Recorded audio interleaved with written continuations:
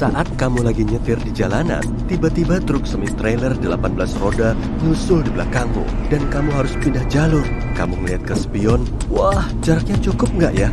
Sesaat kemudian muncul pesan ini di spion. Bayangan di cermin lebih dekat dari objek aslinya. Waduh, galaksi Bima Sakti kita juga begitu. Ada galaksi lain yang kian mepet ke arahnya. Sama seperti truk semi-trailer tadi, jaraknya lebih dekat dari kelihatannya. Galaksi Andromeda awalnya disebut sebagai M31 sesuai dengan label pertama Charles Messier dalam katalog 110 objeknya. Nama itu ditetapkan pada tahun 1774 dan kini berganti menjadi NGC 122 atau katalog galaksi baru 122. Andromeda, galaksi spiral yang lebih jumbo dari Bima Sakti ini, memang sangat besar dan sangat dekat. Kita bisa mengamatinya tanpa bantuan teleskop. Galaksi ini juga bisa dilihat dengan mata telanjang dan diameternya setengah kalinya bulan. Andromeda diperkirakan memiliki 1 triliun bintang, sedangkan Bima Sakti cuma punya 300-400 miliar bintang. Untuk melihat galaksi Andromeda, matamu harus menyesuaikan diri dengan kondisi gelap dan prosesnya memerlukan waktu sekitar 10 menit hingga pupilmu melebar dan mampu menangkap cahaya sebanyak mungkin. M31 terlihat paling jelas pada akhir September sampai Desember saat konstelasi Pegasus, si kuda bersayap, berada tepat di atas Bima Sakti.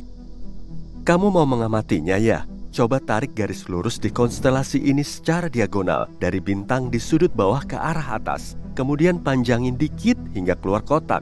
Nah, ketemu. Tapi kamu nggak akan tahu objek segede ini kalau nggak pakai ekor matamu.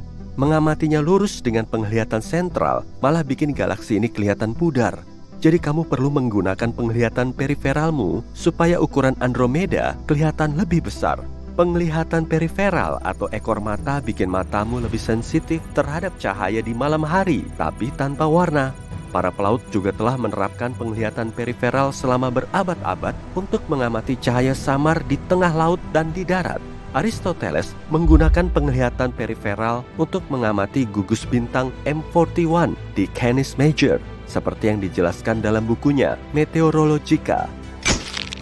Dalam foto teleskop, galaksi Andromeda terlihat 6 kali lebih lebar dari bulan karena dengan mata telanjang kita cuma bisa melihat pusatnya yang terang. Foto teleskop juga nunjukin ukuran lengan spiral M31 yang sangat panjang. Galaksi raksasa ini terus mepet ke Bima Sakti dan kita seakan-akan lagi nungguin benturan dua galaksi besar. Saat peristiwa ini terjadi, umat manusia mungkin perlu pindah ke galaksi lain. Misalnya menuju galaksi kincir angin di asterisme bintang biduk. Tapi gimana kita tahu kalau Andromeda terus mepet ke Bima Sakti? Nah, kita perlu bantuan spektroskop. Selain kamera, spektroskop juga menjadi alat tambahan terpenting pada teleskop. Oh iya, penglihatan kita juga nggak kalah penting. Mata kita cuma bisa melihat kalau ada cahaya, jadi di depan mata kita nggak ada objek yang sebenarnya. Karena yang kita lihat hanyalah bayangan objek yang terpantul cahaya. Luar angkasa juga begitu, kita cuma bisa melihat cahaya yang bersumber dari situ. Untuk memahami luar angkasa, berarti kita perlu memahami cahaya. Dan itu bukan perkara mudah bagi para astronom yang hidup di abad ke-19. Penemuan spektroskop telah menjadi terobosan besar dalam memahami cahaya luar angkasa menuju bumi. Dengan spektroskop, astronom bisa mengetahui arah pergerakan objek luar angkasa dan unsur pembentuk cahayanya. Saat ada ambulans mendekat, kamu akan mendengar bunyi sirenenya yang semakin keras dan melengking. Tapi saat mobil itu menjauh, bunyi sirenenya semakin lemah dan rendah. Perubahan frekuensi nada ini dipengaruhi oleh gerakan sumber suara, dan fenomena ini dinamakan efek Doppler, yang diambil dari nama ahli fisika dan matematika asal Austria, Christian Johann Doppler. Dialah orang pertama yang ngejelasin efek ini pada tahun 1842. Volume sirene ambulans nggak berubah, tapi gelombang suaranya memendek saat jaraknya makin dekat dan memanjang saat ambulansnya menjauh. Menurut pengamatan dengan spektroskop, gelombang cahaya dan gelombang suara punya efek Doppler yang sama. Jadi gelombang ini akan memendek saat bintang atau galaksi mendekati kita, kemudian memanjang saat objek tersebut menjauh. Makanya, cahaya galaksi yang mendekat akan terlihat agak kebiruan atau mengalami pergeseran biru. Hal ini disebabkan oleh frekuensi cahaya yang agak naik. Namun sebaliknya, cahaya dari galaksi yang menjauh akan terlihat lebih merah atau mengalami pergeseran merah karena frekuensinya turun. Pada tahun 1929, Edwin Hubble menerbitkan penelitian spektroskopinya terhadap 46 galaksi. Saintis yang namanya dipakai sebagai nama teleskop luar angkasa Hubble ini mengamati di antara semua galaksi itu, cuma satu yang mengalami pergeseran merah alias menjauh. Penelitian Hubble kemudian memberikan bukti awal kalau alam semesta memang mengembang. Makin jauh jaraknya dari Bima Sakti, makin cepat pergerakannya. Penelitian ini juga pertama kali membuktikan kalau alam semesta kita bermula dari Big Bang. Galaksi yang mengalami pergeseran biru alias bergerak menuju Bima Sakti adalah M31 atau galaksi Andromeda yang jaraknya paling dekat dengan kita. Saat tabrakan, kecepatan 400.000 km per jam terbilang cukup tinggi. Jadi kira-kira segitu angka pergeseran biru Andromeda pada spektroskop. Tabrakan ini pasti menimbulkan banyak sekali kekacauan. Tapi kapan ya peristiwa ini akan terjadi? Untuk memperkirakan waktu spesifiknya, kita perlu nentuin jarak kedua galaksi. Kemudian, terjadi supernova.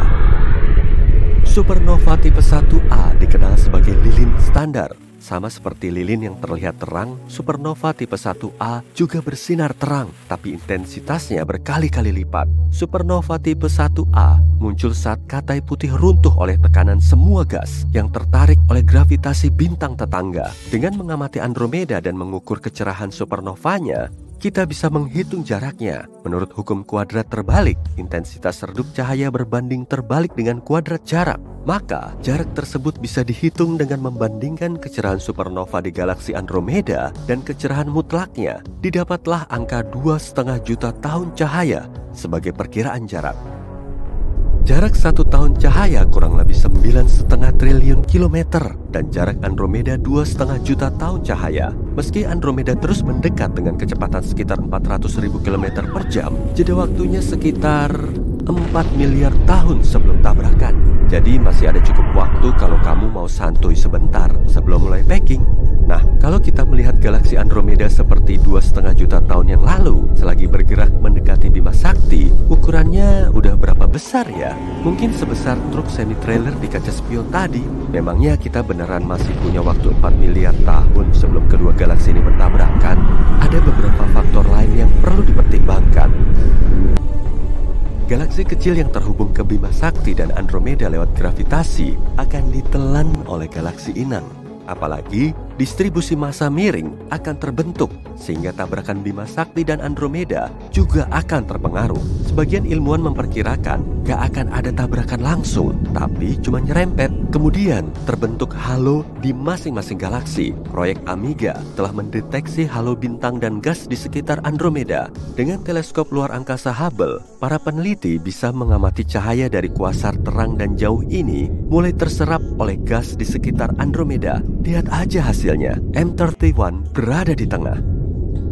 Kalau hal yang sama juga terjadi di Bima Sakti pada kondisi yang sama, halo dari kedua galaksi sudah saling menempel dan tabrakan mulai terjadi. Pengaruh awan materi gelap di sekitar masing-masing galaksi saat tabrakan juga belum diketahui. Oke, mending stop aja spekulasi kita kali ini. Dalam 4 miliar tahun, matahari akan semakin benderang saat berubah menjadi bintang raksasa merah, dan manusia mungkin sudah nemu galaksi lain untuk ditempati.